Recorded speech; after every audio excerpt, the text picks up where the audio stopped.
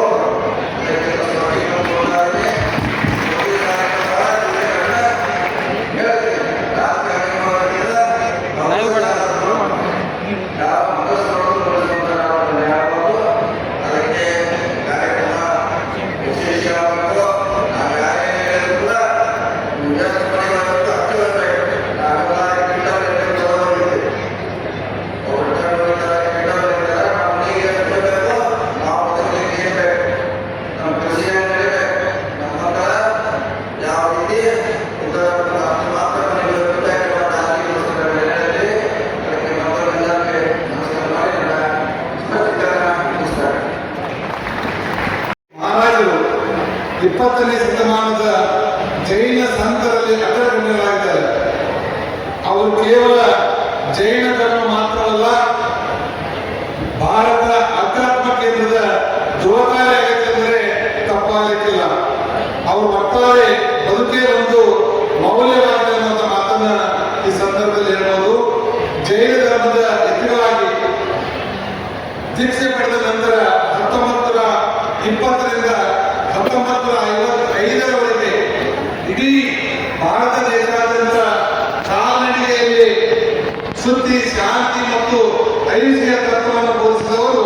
ಜೈನ ಧರ್ಮ ಪ್ರಸಾರ ಹಾಗೂ ಸಾಂಸ್ಕೃತಿಕ ಬೆಳವಣಿಗೆಯಲ್ಲಿ ಆಚಾರ್ಯರ ಕೊಡುಗೆ ಬಹಳ ಇದೆ ಅನ್ನುವಂಥ ಮಾತನ್ನ ಈ ಸಂದರ್ಭದಲ್ಲಿ ನಾನು ಹೇಳಲಿಕ್ಕೆ ಬರ್ತಾ ಇದ್ದೀನಿ. ಆದ್ಮೇಲೆ ಇದು ದೇಶದ ಒಟ್ಟು 140 ಕೋಟಿ ಜನರನ್ನ ಲೆಕ್ಕ ಹಾಕ್ತಿದೆ.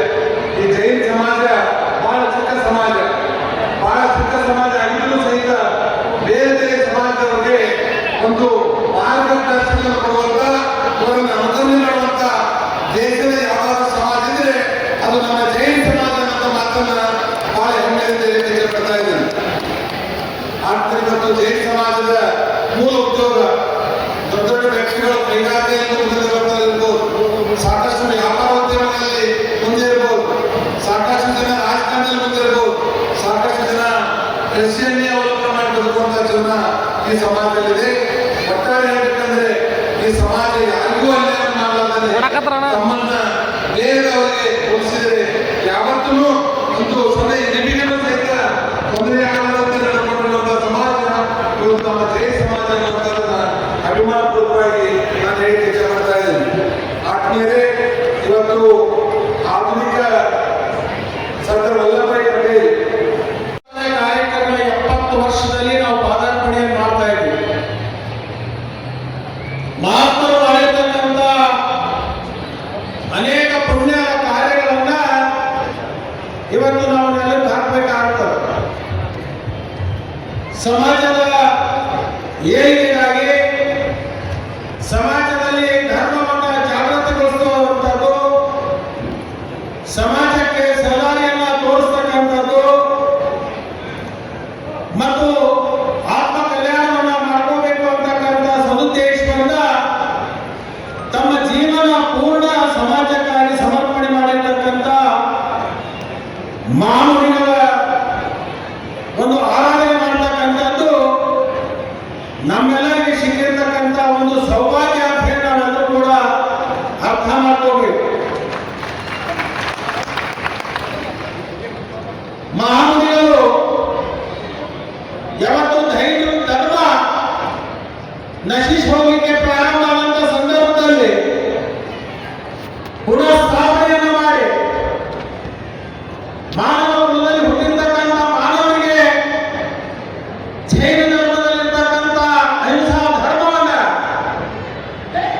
ನಾವೆಲ್ಲರೂ ಕೂಡ ಪಾಲಿಸಿಕೊಂಡು ಜೀವನದಲ್ಲಿ ಪುಣ್ಯವನ್ನೇ ಸಂಪಾದನೆ ಮಾಡಬೇಕು ಅಂತಕ್ಕಂಥ ಒಂದು ಸಂದೇಶವನ್ನ ಕೊಟ್ಟಿರ್ತಕ್ಕಂಥ ಶ್ರೇಷ್ಠ ಸಂತರಲ್ಲಿ ಪರಮ ಪೂಜ್ಯ ಶಾಂತಿ ಸಾಗರ ಮಹಾಮುನಿಗಳು ಅಂತ ಹೇಳಿದ್ರೆ ಬಹುಶಃ ತಪ್ಪಾಗಲಿಕ್ಕಿಲ್ಲ. ಶಾಂತ ಸ್ವಭಾವವನ್ನು ಇಟ್ಕೊಂಡು ಅಹಿಂಸಾ ಧರ್ಮವನ್ನ ಪ್ರತಿಪಾದನೆ ಮಾಡುವುದರ ಜೊತೆಗೆ ಅವರ ಜೀವನದಿಂದಲೂ ಕೂಡ ಶರೀರ ದಂಡನೆಯನ್ನು ಮಾಡಿರ್ತಕ್ಕಂಥ ಮಹಾಮುನಿಗಳು ಯಾರಾದ್ರೂ ಇದ್ರೆ ಅದು ಶಾಂತಿ ಸಾಗರ ಮಹಾರಾಜರು ಅಂತ ಹೇಳಿ ಈ ಸಂದರ್ಭದಲ್ಲಿ ನಾವು ಹೆಮ್ಮೆ ಪಡ್ಕೊಂಡಿರಬೇಕಾಗುತ್ತೆ. ಇವತ್ತು ವಿಶೇಷವಾಗಿ ಜೈನ ಧರ್ಮ ಎಲ್ಲಾ ಧರ್ಮದಲ್ಲಿಯೂ ಕೂಡ ಶ್ರೇಷ್ಠತೆಯನ್ನು ಪಡೆದುಕೊಂಡಿರ್ತಕ್ಕಂಥ ಧರ್ಮ ಜೈನ ಸಮಾಜ, ಜೈನ ಧರ್ಮ.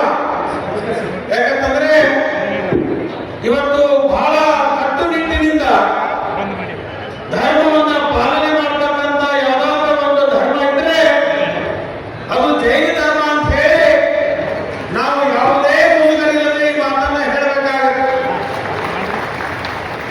ವಿಶೇಷವಾಗಿ ಅನೇಕ ಮುನಿಗಳು ಈ ಧರ್ಮವನ್ನು ಜಾಗೃತಗೊಳಿಸುವುದರಲ್ಲಿ ತಮ್ಮದೇ ಆಗಿರ್ತಕ್ಕಂಥ ಬಹಳ ದೊಡ್ಡ ಕಾರ್ಯಗಳನ್ನು ಮಾಡಿದ್ದಾರೆ. ಇಲ್ಲಿ ಅನೇಕ ಮಹಾಮುನಿಗಳು ಕೂಡ ಇವತ್ತು ಬಂದಿದ್ದಾರೆ. ಇಡೀ ತಮ್ಮ ಜೀವನವನ್ನು ಸಮಾಜಕ್ಕಾಗಿ ಮುಡುಪಿಟ್ಟಿರ್ತಕ್ಕಂಥ ಮುನಿಗಳು. ವಿಶೇಷವಾಗಿ ಅವರ ಜೀವನ ಚರಿತ್ರೆಯನ್ನು ನಾವು ನೆಲಕ್ಕೆ ಹಾಕಿದ್ರೆ ಬಹುಶಃ ಬೇರೆ ಧರ್ಮದಲ್ಲಿ ಇಂಥ ಮುನಿಗಳು ಸಿಗಲಿಕ್ಕೆ ಸಾಧ್ಯ ಇಲ್ಲ ಅಂತಕ್ಕಂಥದ್ದನ್ನು ನಾವು ಅರ್ಥ ಮಾಡ್ಕೋಬೇಕು.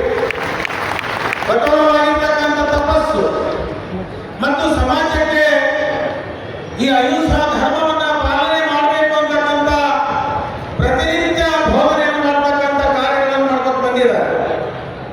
ವಿಶೇಷವಾಗಿ